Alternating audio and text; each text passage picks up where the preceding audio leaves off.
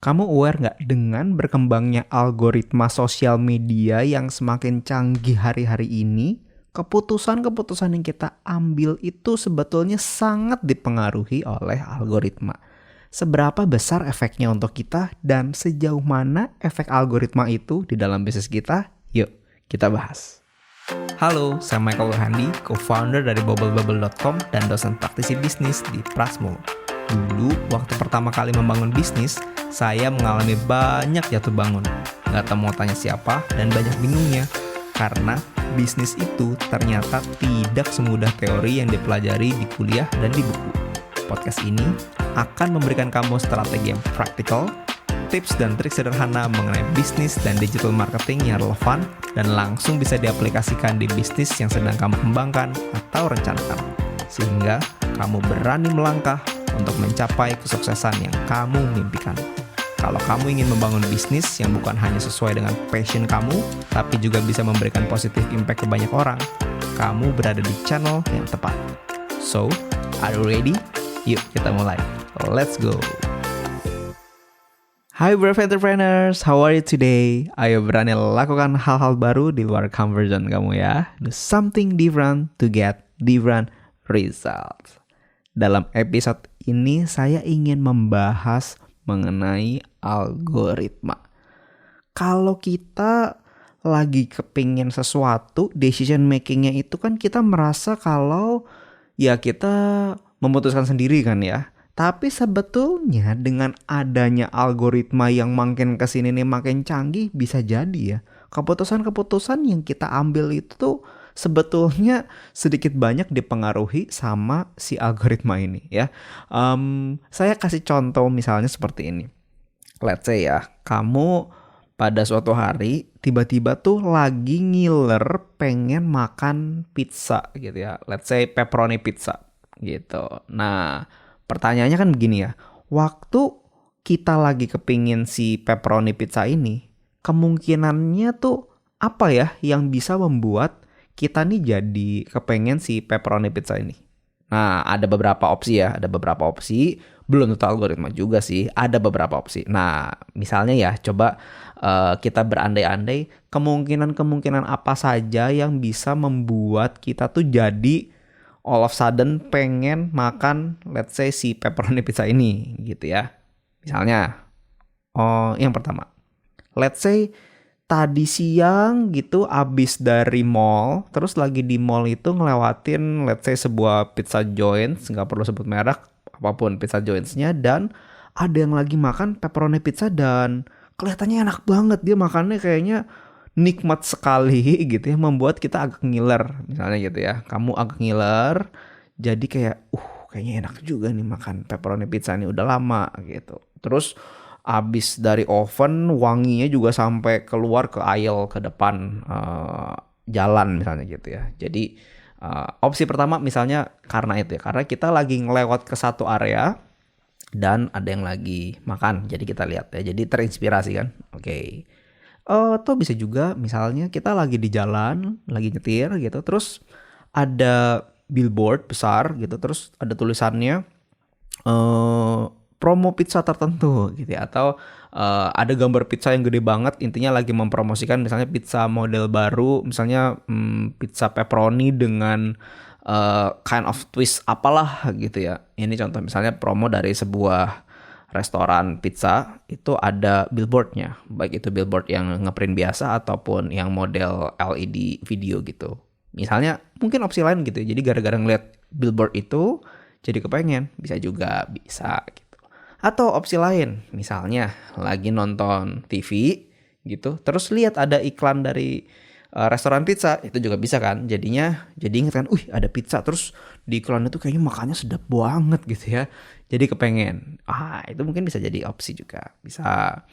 Opsi lain, misalnya kamu lagi nonton film ya, nonton film apapun, terus di film itu ada scene di mana tokohnya itu lagi makan pizza gitu ya, dan pepperoni pizza. Bisa juga kan, kita lagi nonton terus jadi ngiler gitu, jadi pengen makan pizza karena dia lagi makan itu, jadi kepengen. Pernah nggak kamu ngalamin? Saya sih pernah banget ya. Jadi lagi makan lagi nonton apa makanannya tuh jadi ngiler jadi pengen. Nah, itu juga bisa. Oke. Apalagi ya, misalnya kita lagi browsing sosial media gitu, mungkin orang yang kita follow ya, baik itu teman kita maupun influencers, lagi makan pizza atau lagi di restoran pizza, terus ngeliat, wih ini makanannya enak bener ya kayaknya ya. Jadi pengen gitu ya, apakah pengen makan di restoran itu atau ya makan di restoran mana aja sih bebas, tapi yang penting gue jadi pengen pizza gara-gara dia makan. Itu juga bisa ya. Oke.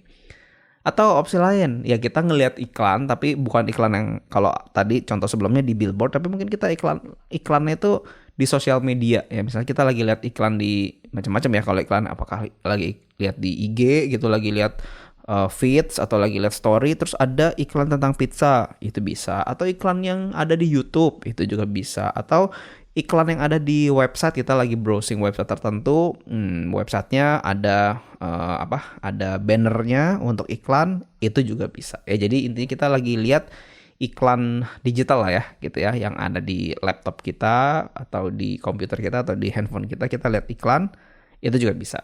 Oke. Atau opsi lain ya, mungkin ini yang kemungkinan kecil banget adalah ya random aja lagi kepengen, bisa juga ya, bisa juga kan, bukan nggak mungkin, tapi bisa juga. Nah teman-teman, kenapa kita bisa pengen sesuatu hal? Yang pertama itu adalah karena kita ada exposure-nya dulu. Kita nggak mungkin kepingin sesuatu yang kita nggak pernah tahu itu benda apa, itu barang apa, nggak mungkin ya. Tiba-tiba saya pengen sesuatu yang nggak ada di dunia ini, kan nggak mungkin ya gitu ya. Tapi karena kita pernah melihat sesuatu, karena kita pernah terekspos dengan sesuatu itu, itulah yang membuat kita jadi kepengen ya. Itu kan pada dasarnya tuh prinsipnya kan gitu ya. Kalau kita nggak pernah tahu kalau pizza itu ada di dunia ini gitu ya. Kalau ada pepperoni pizza, kalau pernah ada orang Italia yang dulu once upon a time bikin pizza di dunia gitu ya, kita nggak akan pernah pengen pizza karena kita nggak tahu kalau pizza itu roti berbentuk bulat dengan mozzarella dan pepperoni-nya itu dipanggang, itu ada di dunia. Nangkep ya teman-teman ya. Jadi kita bisa kepengen sesuatu karena kita mendapatkan exposure ya. Nah, tinggal exposure-nya ini saya bagi jadi dua gitu ya. Apakah exposure-nya ini memang secara natural ya, memang kita kebetulan aja, atau exposure-nya itu memang karena di-push sama media. Oke? Ya. Jadi bisa natural, bisa karena di-push sama media. Nah, dari contoh yang tadi saya ceritain, ada yang memang kita mendapatkan exposure-nya itu karena natural aja. Misalnya, yaitu kita lagi jalan di mall gitu ya. Terus ada pizza joints, terus kita lihat orang makan, kita nyium baunya, jadi lapar, jadi kepengen. Nah itu natural kan? Jadi nggak dengan sengaja kita si pizza Jones itu memberikan daya tarik. Sebetulnya by the way kalau kita explore lebih dalam itu ada bagian dari sengajanya juga sih, ya kan? Ada ini di luar pizza ya, tapi kalau kamu notice ya, misalnya kayak bakery itu ada sengaja tuh memang wanginya itu emang dibuat biar bisa menyebar ke seluruh penjuru mall, itu karena memberikan daya tarik ya. Jadi sebetulnya itu bagian untuk menambah exposure juga, even lewat dari tokonya agak jauh dikit udah kecium, jadi memberikan daya tarik ya. Tapi kita ngomongin di luar konteks itu, kita lagi ngomongin yang bagian medianya gitu ya. Jadi natural, kita lagi lewat gitu ya, oke. Atau bisa juga dalam pertemanan kita di sosial media, emang ada teman kita ya, bukan influencers, yang emang kita follow, dia lagi makan aja di mana, terus dia ngepost ya, mau feeds atau mau story, karena dia lagi pengen aja. Terus kita dapat exposure itu, again kata kuncinya exposure ya. Dan secara natural dia lagi makan aja, kita jadi kepengen karena kita lihat dia makan pizza pepperoni itu gitu ya. Itu yang natural, oke? Tidak dibuat-buat semuanya karena ya udah pokoknya ya as is aja gitu ya. Nah tapi ada yang karena media gitu. Kalau karena media adalah harusnya kita nggak kepengen, tapi karena media itu nge-push produk atau jasanya ke depan kita, sehingga yang harusnya kita nggak terexposure atau kita nggak ketemu dengan produk atau jasa ini, kita jadi ketemu. Nah, itu adalah lewat media. Misalnya kamu lihat di billboard ya, di pinggir jalan ya. Itu kan kamu nggak kepengen sebetulnya. Terus kamu ngeliat iklan, terus iklannya menarik. Misalnya pizzanya gede banget, keju mozzarellanya leleh banget, nyampe melar-melar kemana-mana, misalnya gitu ya. Jadi ngiler kan, pas lagi lapar lagi, jadi kepengen. Jadi itu create needs ya, membuat yang jadinya nggak butuh, jadi butuh. Gitu kan. Nah itu kenapa? Karena ada media. Nah misalnya apakah lewat billboard, itu tadi satu contoh. Atau kita lagi nonton film ya, lagi nonton film, terus kita kita jadi kepengen karena di film itu dia lagi makan makanan tertentu ya. Nah kalau ini bisa dua sih sebetulnya, itu ya itu kan media juga, tapi itu bisa sponsored, bisa enggak. Kalau dia lagi pengen makan aja sesuatu dan tidak ada mereknya, ya itu bisa natural juga sebenarnya. Tapi kalau misalnya kan banyak nih sekarang ya, kalau kita nonton film-film mau itu drakor, mau itu film Hollywood, even di Indonesia juga, pas lagi dia makan makanan tertentu tuh dikasih lihat mereknya, dikasih lihat. Jadi itu bagian dari sponsorship ya, semacam brand deals lah dengan si sutradaranya atau dengan si pembuat filmnya gitu. Jadi itu juga bagian dari media kan yang nge-push kan. Jadi wah dia lagi makan itu keenakan gitu ya. Terus oh itu merek itu jadi kepengen nah gitu. Jadi karena kita misalnya nonton film ya. Bisa juga karena influencer tertentu yang mungkin kontennya kita suka dan dia suka nge-review misalnya ya produk tertentu, dalam hal ini adalah reviewer makanan misalnya atau reviewer resto yang memang kita let's say foodie ya. Misalnya kamu foodie, kamu suka sama influencers yang emang suka nge-review makanan, dengan sengaja kamu memfollow, tandanya dengan sengaja kamu minta dalam tanda kutip diracunin dengan dengan review-review restoran misalnya gitu ya. Dan dia misalnya pada suatu waktu dia mereview restoran pizza dan apparently dia nge-review pepperoni pizza. Nah itu juga bisa kan ya, tapi kan itu exposure juga kan. Tadinya kita nggak tahu restoran itu, karena di review sama si influencers jadi dapat exposure-nya. Dan satu lagi adalah iklan ya. Kalau iklan adalah ya sesuatu yang mungkin kita nggak terlalu bisa hindari di era sosial media saat ini kan. Kalau kita pakai YouTube masih bisa, kamu masih bisa bayar ya YouTube premium ya. Saya juga pakai berapa, sekitar sekarang 50 ribuan sekian mungkin per bulan, karena saya nggak tahan sama iklan ya. Tapi kalau kamu pakai yang free, tandanya kan kamu akan lihat iklan. Nah tandanya kamu pasti akan kena exposure iklan di YouTube gitu. Kalau misalnya kayak IG, TikTok ya kan sekarang free ya, dari sisi pengguna free, jadi kita nggak bisa menghindari iklan. Ya sudah, tandanya pasti kita akan kena exposure selama kita menggunakan platform tersebut gitu. Nah jadi itulah yang bisa membuat kita mendapatkan exposure. Media ini kalau kita bahas lebih jauh lagi teman-teman, itu tuh ada media konvensional ya, seperti billboard, media cetak, radio, TV yang model TV free to air, yaitu media konvensional ya. Tapi model media yang digital itu seperti website, sosial media, atau kayak YouTube gitu ya. Itu tuh media juga yang medianya itu base-nya itu kan digital. Nah, yang media digital ini cara melakukan exposure-nya itu adalah dengan menggunakan algoritma gitu. Nah, so kita pahamin dulu algoritma tuh sebetulnya apaan sih ya. Jadi algoritma itu adalah kombinasi dari rules ya yang dibuat untuk mengambil keputusan mengenai konten apa yang akan diperlihatkan kepada audiens di sebuah platform ya. Jadi saya ulangin ya, algoritma itu adalah kombinasi dari rules yang dibuat untuk mengambil keputusan mengenai konten apa yang akan diperlihatkan kepada audiens di sebuah platform. Misalnya saya lagi buka YouTube. Nah tentu YouTube saya dengan YouTube kamu akan beda isinya, atau feeds-nya itu akan beda. Kenapa bisa? Ya karena si algoritma. Beda sama kita ngelihat billboard di pinggir jalan ya. Mau saya lagi nyetir lewat situ, kamu yang lewat atau orang lain yang lewat, semua akan melihat konten billboard yang sama kan gitu ya kan.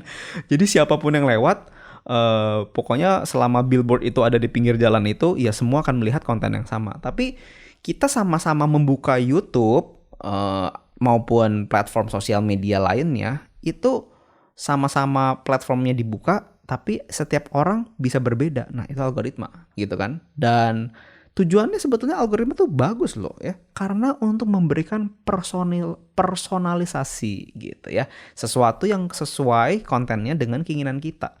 Jadi itu di YouTube juga, di sosial media juga, even Netflix yang model dan Flix-Flixan yang lain gitu ya, itu juga sama kan ya. Jadi kita di platform yang sama, tapi kontennya yang kita lihat antar setiap orang ya atau setiap user itu kontennya bisa berbeda-beda. Algoritma ini menjadi penting buat penyedia konten. Kenapa? Biar usernya itu makin ketagihan, makin engage. Misalnya kamu nonton video di YouTube tentang suatu topik tertentu yang kamu lagi pengen tahu atau kamu lagi hot aja. Nah, sudah pasti di sebelah kanan di bagian recommendations gitu ya, itu akan setelah kamu tonton atau pas meanwhile kamu nonton juga sama kan, kamu akan ditawarin topik-topik atau video-video yang akan mirip topiknya gitu dengan yang lagi kamu tonton. Nah, kalau kamu buka video yang direkomendasikan itu akan memberikan konfirmasi lebih besar dari sisi algoritmanya YouTube kalau orang ini memang lagi hot nih atau lagi suka sama si konten itu gitu ya. Termasuk waktu kamu balik ke home kamu, YouTube kamu, bagian halaman utama, feeds kamu mungkin tadinya konten-konten tertentu akan ada nyelip tentang topik yang kamu lagi hot itu ya, akan diselipin model seperti itu ya. Apalagi kalau konten yang kamu tonton itu kamu tontonnya bener-bener dari awal sampai akhir, dan misalnya kamu tambah lagi video yang lain dan kamu tonton juga dari awal sampai akhir. Nah, itu YouTube dengan algoritmanya akan menganggap kalau kamu tuh suka banget sama konten jenis itu. Jadi sudah pasti ke depannya akan di-push lebih banyak tuh konten-konten sejenis gitu ya. Jadi waktu kita nonton sesuatu yang direkomend ya, itu akan menjadi sinyal kalau kita tuh beneran suka sama jenis konten itu. Jadi akan di-push lebih banyak lagi. Tujuannya apa? Ya jelas tujuannya biar kita nonton lebih banyak gitu. Jadi dan nontonnya di platform itu, bukan di platform yang lain. Dan ini nggak lagi ngomongin YouTube atau aplikasi tertentu ya, ini berlaku saya rasa untuk semua platform ya. Tadi kan saya kebetulan kasih contohnya tentang YouTube, tapi ini juga berlaku di Instagram, berlaku juga di TikTok dan platform sosial media lainnya. Kenapa? Ya jelas karena si platform-platform ini tujuannya adalah untuk mendapatkan traffic sebanyak-banyaknya. Dan semakin banyak traffic yang didapat, tentunya bisa mengenerate iklan atau bisa menghasilkan iklan lebih banyak. Which is semakin banyak iklan karena makin banyak usernya, dan usernya itu makin banyak mengkonsumsi konten dan nongkrong dalam tanda kutip di platform tersebut, itu berarti mereka akan dapatkan keuntungan lebih banyak dari iklan gitu ya. Just by the way, Google, Meta, TikTok itu kan perusahaan ya. Saya nggak tahu kalau TikTok itu udah TBK belum ya. Tapi kalau Google itu kan dia perusahaan TBK, perusahaan terbuka. Meta juga perusahaan terbuka, terdaftar di New York Stock Exchange ya. Jadi perusahaan PT yang profit based, bukan yayasan ya kan. Jadi mereka tuh nyari untung ya. Jadi walaupun kita menggunakan, misalnya kita menggunakan Meta itu gratis, Google kita menggunakan gratis, tapi mereka tuh profit based ya, profit based. Jadi when you're not buying a products, then you're the products ya. Pernah dengar nggak kayak gitu? Jadi kalau kita menggunakan produk tertentu dan kita nggak bayar, tandanya kita sebenarnya produknya. Dan ini berlaku dalam sosial media kan. Jadi kita nih jadi targetnya kan untuk kita diiklanin, karena bisnis modelnya kan seperti itu gitu ya. Dan ini tuh jadi semakin efisien karena adanya algoritma gitu. Masih di algoritma ini juga dipakai di iklan ya, iklan digital ya. Jadi iklan yang kita lihat itu di sosial media ini itu akan menyesuaikan dengan interest kita ya. Jadi kita pasti akan dikasih iklan-iklan yang relevan ya. Kalau misalnya kamu di IG lagi suka browsingnya, ini browsing apa ya yang kamu interest tentang apa nih, misalnya lagi browsing tentang otomotif ya, kamu lagi suka sama mobil apa gitu, kamu lagi lihat review mobil pokoknya berhubungan dengan itulah, sudah pasti ya, influencersnya juga influencers otomotif misalnya, sudah pasti iklannya pasti iklan mobil, pasti ya. Jadi akan seperti itu ya, influencersnya yang kita tonton juga berhubungan dengan itu. Atau kalau kamu lagi sukanya sama makanan tertentu gitu, kamu lagi suka influencers yang foodie ya, yang review makanan, iklannya pasti banyak restoran. Itu udah pasti modelnya begitu. Coba kamu cek ya, iklan-iklan yang kamu lihat itu pasti akan berhubungan dengan sesuatu yang memberikan kamu interest, atau at least yang tema yang kamu banyak browsing di beberapa waktu terakhir gitu ya. Dan waktu kita melihat konten tertentu ya, baik itu organik maupun yang iklan ya, yang nggak organik, itu kan adalah bentuk exposure gitu. Nah, jadi kita jadi terpapar kira-kira gitu ya. Kita jadi melihat konten tersebut. Nah, cepat atau lambat itu akan membangkitkan keinginan kita untuk membeli produk atau jasa tertentu. Nah, jadi nyambungnya tuh ke situ. Makanya kalau kita nggak aware, sebetulnya keputusan-keputusan yang kita buat itu tuh bisa banget, atau bisa jadi saya bisa bilang gimana ya, most of the time atau sangat-sangat besar pengaruhnya lah ya, mungkin itu bahasa yang lebih tepat, sangat besar pengaruhnya tuh karena algoritma kalau kita pengguna sosial media gitu. Jadi secara nggak langsung tuh, kalau kita lihat dalam point of view yang lain, secara nggak langsung hidup kita tuh sudah dikontrol sama pihak lain. Waduh ya, ngeri ya. Misalnya ya, kamu tiba-tiba pengen banget beli iPhone terbaru. Wah, ngebet sangat. Kan pertanyaan gini, kok bisa? Kenapa tiba-tiba kepengen banget? Pasti kan karena kita terpapar kan, karena kita mendapatkan exposure tentang si handphone ini ya. Misalnya kita lihat ada influencers yang lagi pakai, ya oke, baru nih, wah ini, terus unboxing, waduh, jadi ngiler kan, tadinya nggak kepengen, tadinya biasa aja jadi kepengen. Nah, kita ngeliat iklannya gitu, pas lagi browsing website, pas lagi nonton YouTube ada iklannya gitu ya. Terus kita lihat di feeds YouTube misalnya tiba-tiba muncul nih, unboxing iPhone terbaru atau review iPhone sekian versus iPhone versi sebelumnya ya, tergantung kapan kamu nontonnya, jadi saya nggak sebutin angka iPhone-nya angka berapa nih ya. Itu mana yang lebih bagus atau apakah worth it tuh, pokoknya konten-konten yang berhubungan dengan iPhone misalnya gitu. Nah, terus kita jadi penasaran, jadi dibuka, dan singkat cerita dari kita nggak tahu ada handphone tipe itu yang baru launching sampai kita memutuskan untuk kepengen beli. Wah, itulah kekuatan algoritma. Nah, jadi singkatnya algoritma adalah bagian dari caranya si media ini ya, which is media ini kan platformnya, yang di belakangnya itu adalah si advertisers ya, untuk membuat kita tuh jadi membutuhkan atau menginginkan sesuatu hal. Dan kalau kita mengerti hal ini sebagai konsumen ya, kita tuh harus lebih aware dengan hal ini teman-teman. Oke? But on the other side, nah itu kan di satu sisi kan begitu sebagai konsumen. Tapi di sisi lain sebagai kita entrepreneurs ya, kita punya bisnis atau kita lagi merencanakan bisnis, sebetulnya algoritma itu sesuatu yang menurut saya sih bagus gitu. Jadi di sisi satunya sebagai konsumen, algoritma itu bisa membuat kita jadi lebih konsumtif, bisa membuat kita tuh jadi kepengen sesuatu yang sebetulnya tuh bukan kepengenan kita, tapi karena di bawah sadar tuh sudah dipengaruhi sama media. Itu downside-nya sebagai konsumen. Jadi kita mesti aware. Tapi kalau jadi kita sebagai pemilik bisnis, itu tuh sebetulnya sesuatu yang bagus. Kenapa? Karena dengan adanya algoritma yang sekarang makin canggih, itu tuh kita bisa mengiklankan produk atau jasa kita tuh dengan sangat-sangat efisien ke orang atau ke segmen market tuh yang sangat-sangat spesifik gitu ya. Karena dia algoritmanya juga makin canggih kan, orang yang lagi sukanya apa.